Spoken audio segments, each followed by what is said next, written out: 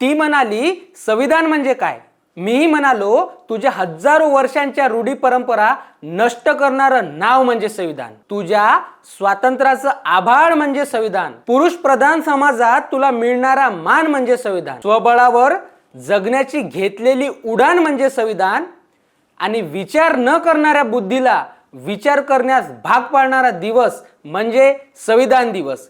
ये शान ये शौकत ये ईमान ना होता, कोई इस देश में किसी का मेहमान ना होता, न मिल पाती खुशियां हमें इस वतन में अगर इस देश का संविधान बाबा साहब ने न लिखा होता, बाबा साहब ने न लिखा होता.